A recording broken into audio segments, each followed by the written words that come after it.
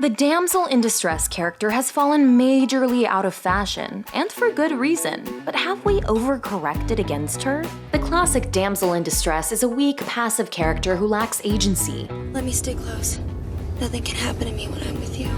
Constantly screaming or in peril, she's there to make the male hero look heroic. She's the mission that he needs to fulfill if he is to truly become a hero. Battle some monsters. Rescue some damsels. You know, heroic stuff. And it's not just that she's physically weak, but she's also often depicted as mentally weak. Too emotional, unable to handle the pressure and compose herself to find a way out of the danger herself. We're in trouble! Trouble? Trouble? What sort of... In our modern times, many have criticized this trope and tried to leave her behind, especially the ways she upholds old-fashioned notions of gender and can't escape her problems without the help of a man. But as we've tried to correct this trope, there's been an increase in borderline Mary Sue type characters who are almost too strong, too perfect, and, because they seem impervious to suffering, unrelatable. What are we gonna do? We're gonna kill every last one of them. We've forgotten that the problem isn't showing female characters as vulnerable. And if we ignore the distress a woman might experience entirely, we're missing out on a whole host of stories where that pain and trauma speaks to something important about the experience of being a woman. Here is our take on the damsel in distress and how, in trying to fight against this originally sexist trope, we've created new problems that need to be solved. The car is on the train tracks and the train is coming! The damsel in distress trope goes back a long way. In Greek mythology, Andromeda is chained to the rocks, about to be devoured by a sea monster, before she's heroically rescued by Perseus on the condition that she would become Perseus's bride. Early film has the stereotype of the silent movie damsel tied to the train tracks by a dastardly villain, waiting to be saved by a dashing man. For years, the damsel was basically a stock plot point that provided motivation to the hero, and few really thought to question. What's the challenge then? Rescue the damsel in distress, kill the bad guy, and save the world. Video games have likewise often equated rescuing the girl with winning the game, like in the countless versions of Mario's mission to save Princess Peach. So there's a sense that the woman is a prize for the man's heroism, but also a vehicle for male pleasure. Can you get me out? Well, if I do, will you give me a kiss? I've always wanted to kiss a princess. If you get me out right now, I'll give you more than just a kiss. For her to be a valuable prize, she has to be an idealized version of womanhood, someone who's young and beautiful and desirable both to the hero and to us as an audience. In the horror genre, this manifests with the obvious sexualization of the damsel in distress. Nancy? What, Mother? In Italian giallo films from directors like Dario Argento and Mario Bava, victims are almost always women, with the audience placed in a voyeuristic position in relation to them. Often our point of view is aligned with the killer who stalks his prey, and so there is a kind of psychosexual excitement derived specifically from the woman being both beautiful and vulnerable.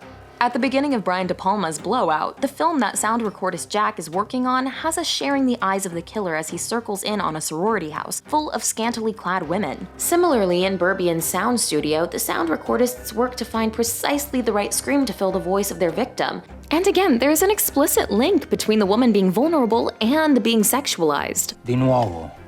Questa volta voglio sentire paura. We also see the damsel in distress at home in the superhero genre. While these love interests may often be adventurous, daring, and strong in their own ways, in their classic version they still have to be saved by the hero, or at least kept out of harm's way by a male character. You don't understand! I do. Your boyfriend is a man of many masks. I get it. Give me this. Get in the car. Their vulnerability is equated with a preciousness or fragility. They aren't necessarily weak, but they need to be protected at all costs because of how special they are, as this ultra-idealized version of femininity. You might want to step back a little bit. Maybe a little bit more. This damsel in distress might feel super old-fashioned, but until pretty recently, she still continued cropping up a lot. In the 2000s, Kirsten Dunst's Mary Jane got placed in this position in all 3 movies of the Spider-Man trilogy. So much so that she remarked in an interview about the 3rd movie, "Still, she's pretty much a damsel in distress. I didn't want her to be so much in peril in the 2nd movie, but no one went along with me on it. In this one, I get to throw 1 cinder block. Watch for that. That's my action moment. Otherwise, I scream a lot." Likewise, actress Keira Knightley felt her character Elizabeth Swann in The Pirates of the Caribbean had originally been written to be too passive and defenseless. She was a bit of a classical kind of damsel in distress, sat in a corner, pouted a bit, screamed a lot. And she was elated when the director and 2 writers decided to let her get in on the action. A certain distressing damsel, or rather, damsel in distress.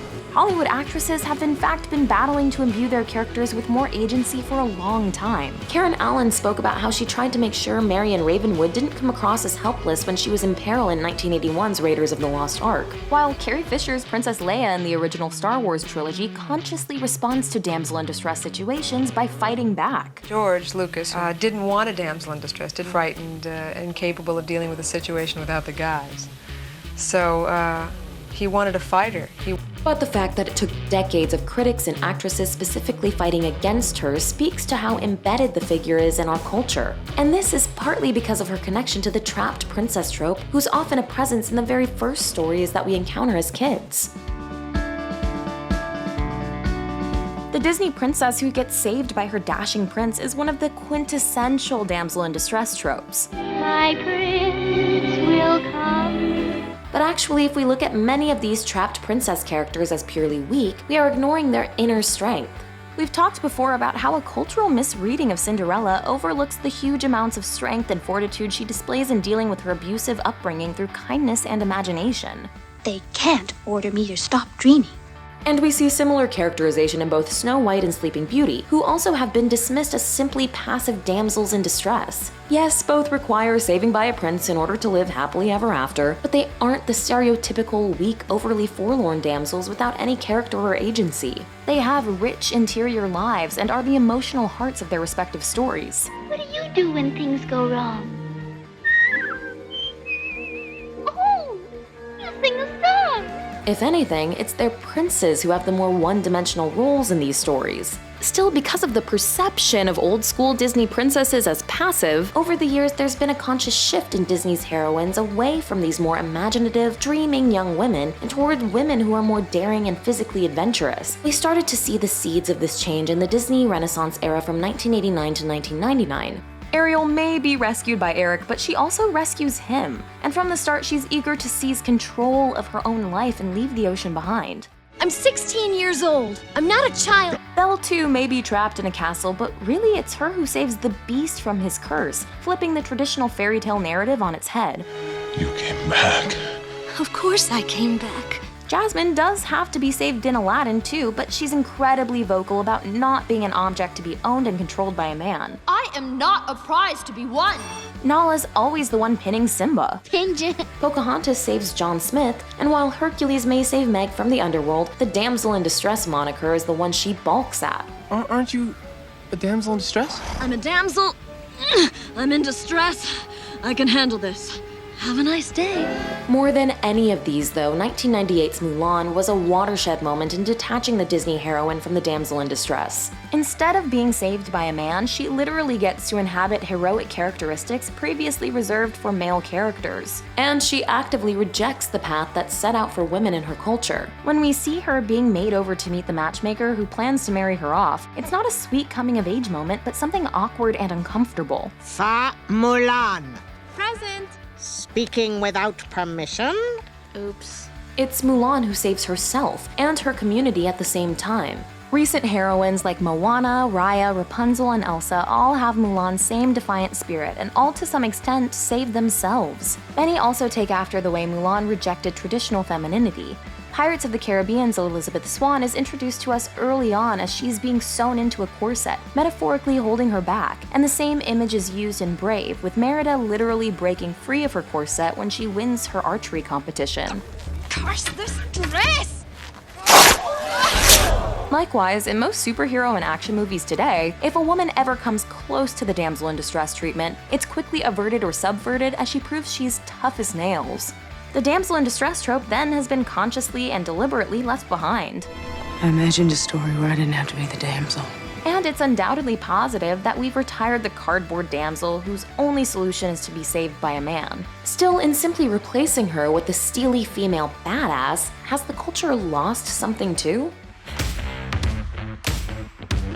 For a time, everyone seemed to think the fix for the damsel in distress trope was to create so-called strong female characters, which usually meant women with physical strength. Not only were these characters not damsels in distress, they were almost superheroines, constantly proving that they had all the same bravery and strength that the boys had. Just treat me the same, no better, no worse. By the turn of the millennium, you had characters like Lara Croft, the reboot of Charlie's Angels, and Kill Bill's Bride, all of whom were highly skilled, adventurous, strong, sexy heroines who never feel like they need to be saved. In fact, in the case of the Bride, the first time we see her, she's in total distress, shot in the head by her abuser. But in the very next scene, she's fine. So immediately we get the sense that she's almost invulnerable. It's mercy, compassion, and forgiveness I lack, not rationality. The irony, though, is that through telling nuanced stories about female distress, we can get a sense of real mental strength. In Room, Joy could be read as a riff on Cinderella. She's trapped under the control of an evil abuser, and she uses imagination to cope with her trauma and care for the boy who depends on her. And Edmund tears free out of the bag and swims to the island of Monte Cristo.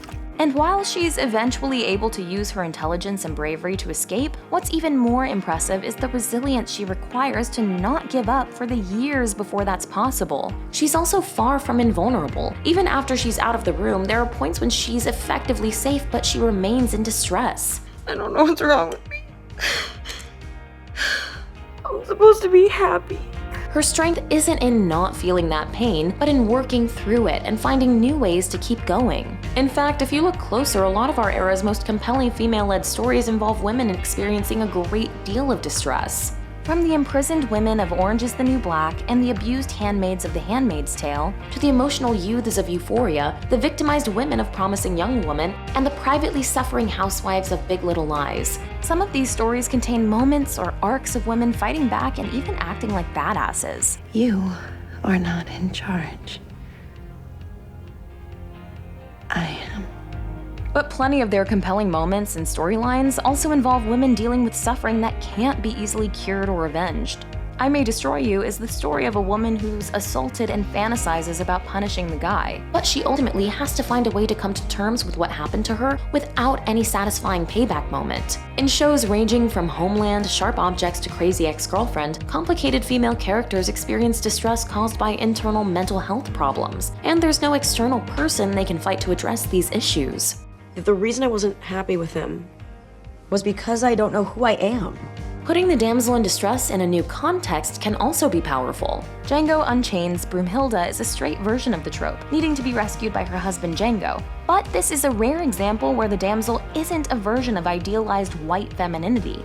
Actress Kerry Washington took the part because she believed it was interesting and important for a black woman to embody this trope on screen. Then why did you cry? You scared me.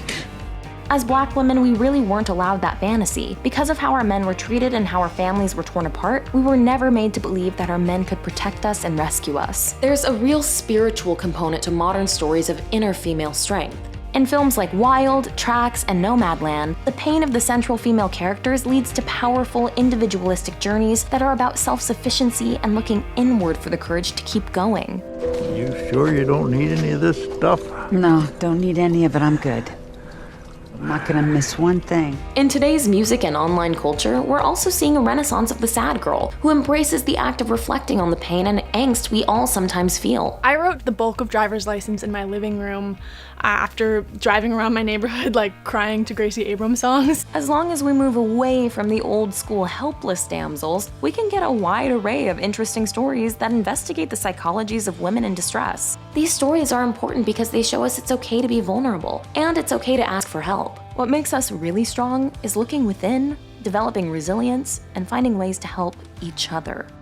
You and your mom, you help each other through, don't you? Thank you for watching The Tape.